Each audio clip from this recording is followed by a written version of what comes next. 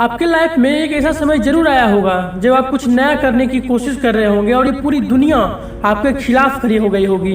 इन्हीं हालातों से लड़कर और अपने सपनों की ओर चल रहे एक महिला की कहानी आपके लिए लाया हूँ। यह महिला ना तो कोई बिजनेस वोमेन है, ना कोई साइंटिस्ट और ना ही यह लीडर या फिर गवर्नमेंट ऑफिसर है, लेकिन यह उन लोगों के सोच पर एक जोरदार थप्पड़ है जो यह सोचते हैं कि महिला कभी पुरुष की बराबरी नहीं कर सकते हैं, और उन लोगों के लिए एक आशा की नई किरण है जो अपने भविष्य को अच्छा बनाने के लिए कुछ नया करना चाहते हैं, लेकिन इस सोसाइटी और सिस्टम के डर से खुद के होने वाले उज्जवल भविष्य को दबाए बैठे हैं। यह कहानी है उस महिला की जो कॉमर्स और लॉ की डिग्री हासिल करने के बावजूद सालों से हाईवे पर ट्रक चला रही है। यूँ तो आमतौर पर भारत में ट्रक चलाने की जिम्मेदारी सिर्फ पुरुषों के हाथ में होती है, लेकिन भोपाल की योगिता रघुवंशी ने संघर्ष और अपनी काबिलियत के बलबूते अपने जीवन को ट्रक के द्वारा संचालित और निर्धारित किया और भारत की पहला महिला ट्रक ड्राइवर बनी। योगिता रघुवंशी मध्य प्रदेश के भोपाल की रहने वाली है और पिछले लगभग 16 सालों से ट्रक चलाकर अपने 2 बच्चों का बेहतरीन तरीके से पालन पोषण कर रही है। ट्रक ड्राइविंग कैरियर के दौरान योगिता देश के आधे से ज्यादा राज्यों का रुख कर चुकी है। इसके अलावा हिंदी, अंग्रेजी, गुजराती, मराठी और तेलुगु भाषाएं काफी बेहतरीन तरीके से बोल लेती है, जो योगिता ने ड्राइविंग के दौरान सीखी है। मगर योगिता को ट्रक चलाने का ना तो कोई शौक था और ना ही उन्होंने अपनी जिंदगी में कभी ट्रक के बारे में सोचा भी था, बल्कि योगिता एक पढ़े लिखे परिवार से संबंध रखती है और उसने कॉमर्स और लॉ में डिग्री हासिल की है। योगिता का जीवन हमेशा से ऐसा नहीं था। साल 2003 में योगिता के पति के एक सड़क हादसे में मौत हो गई थी। योगिता अपने पति की मौत से उभर पाती तभी उससे पहले ही पति के अंतिम संस्कार में आते वक्त उनके भाई की भी एक हादसे में मौत हो गई। इस हादसे की वजह से योगिता की जिंदगी पूरी तरह से तहस नहस हो गई और बिखर के रह गई। पति के देहांत के बाद परिवार का सारा बोझ योगिता के कंधों पे आ गया। ऐसे में योगिता के पास इतने पैसे नहीं थे कि वो अकेले अपने बच्चों को पढ़ा लिखा सके।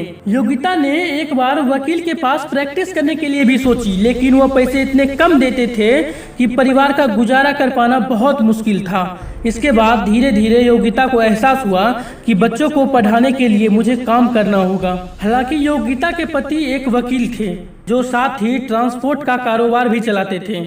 ऐसे में 3 ट्रक और 2 बच्चों के साथ योगिता ने अपने पति के काम को संभाला और योगिता ने एक ड्राइवर और एक हेल्पर को भी रख लिया। 6 महीने के अंदर ड्राइवर भाग गया। तब योगिता ने ड्राइवर की भरपाई के लिए ड्राइविंग सीख ली। शुरू के कुछ समय तक योगिता हेल्पर को साथ लेकर जाती थी ताकि मुसीबत के वक्त हेल्पर उनकी मदद कर सके। कभी कभी योगिता कुछ ऐसे सामान लेकर जाती थी जो जल्दी ही खराब हो जाते थे।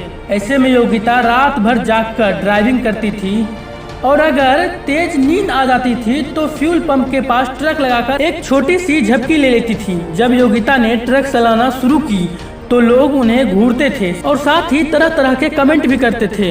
योगिता को ट्रक चलाते देख लोग उन्हें ताने मारते थे। योगिता को घृणा भरी निगाहों से देखते और साथ ही ट्रक न चलाने को कहते थे। तब योगिता ने मन ही मन ठान लिया, चाहे लोग नाता ही क्यों न तोड़ दें, लेकिन अब जिंदगी में पीछे मुड़कर नहीं देखना है, क्योंकि योगिता का मानना था कि मेहनत से ट्रक चलाकर अपने बच्चों को अच्छी शिक्षा देना कोई गलत काम नहीं है। इसके बाद योगिता ने लोगों को बात को नजरअंदाज करना शुरू कर दिया और धीरे धीरे अपने कदम आगे की तरफ बढ़ाती गई। हाईवे के किनारे एक बार 3 बदमाश ने योगिता पर हमला भी किया और उनके साथ जोर जबरदस्ती की, लेकिन योगिता ने बिना डरे उसका जमकर मुकाबला किया, मुंह तोड़ जवाब दिया। हालांकि तब योगिता चोटिल भी हो गई थी। योगिता को ट्रक ड्राइविंग के दौरान अपने छोटे छोटे बच्चों को छोड़कर कई दिन तक बाहर रहना पड़ता था। अपने बच्चों को छोड़कर जाने में योगिता को काफी तकलीफ होती थी, पर वो परिस्थिति के आगे मजबूर थी, क्योंकि योगिता चाहती थी कि उनके दोनों बच्चे जिंदगी में कुछ बड़ा करें। योगिता इस फील्ड में काफी नाम कमा चुकी थी और अब 10 चक्कों वाला ट्रक भी चलाती थी। बाद में योगिता की हिम्मत को देखते हुए बाकी ड्राइवर भी उन्हें प्रोत्साहित करने लगा। धीरे धीरे करके योगिता का नाम पूरे देश में फैलने लगा। योगिता का मानना था कि दुनिया का नजरिया बदलने के बजाय खुद के नजरियों को बदले और कभी भी अपने काम को लेकर शर्मिंदा ना हो, क्योंकि कोई भी काम छोटा या बड़ा नहीं होता है, बल्कि अपने काम पर गर्व महसूस करे, तभी दुनिया आपको सम्मान की निगाह से देखेगी। योगिता ने अपनी जिंदगी की कठिनाइयों से लड़ते हुए उन लोगों को करारा जवाब दिया जो सोचते हैं कि महिला कुछ कार्यों में पुरुष की बराबरी नहीं कर सकती है। आज हमारे देश में लाखों ऐसी लड़कियां हैं जो समाज के डर से अपने हुनर का, अपने सपनों का गला घोट रही हैं। उनके घर के लोग उन्हें ज्यादा सपोर्ट नहीं करते। क्यों? क्योंकि वो लड़की है। ज्यादा पढ़ के क्या करेगी? लड़की घर गांव से बाहर नहीं पढ़ने जा सकती है। क्यों पढ़ाए बेटी को? ये तो शादी के बाद दूसरे के घर चली जाएगी। बस ऐसी ही सोच के कारण आज लड़कियों की पढ़ाई रोक दी जा रही है। अरे इस धरती के सभी प्राणी एक समान हैं। ये भी इस दुनिया के लिए बहुत कुछ कर सकती है। मैं उन सभी लड़कियों को जो डर के कारण अपने घर वाले को अपने सपनों के बारे में नहीं बता पाती हैं, उन सब से यह कहना चाहता हूँ कि जब आपकी परिस्थिति योगिता के जैसे हो जाएगी, तब कोई भी आपके काम नहीं आएगा, कोई समाज, दोस्त या कोई नहीं। तो ऐसी सोच वाले लोग से डटकर मुकाबला करो और अपने सपनों के लिए किसी से भी लड़ जाओ।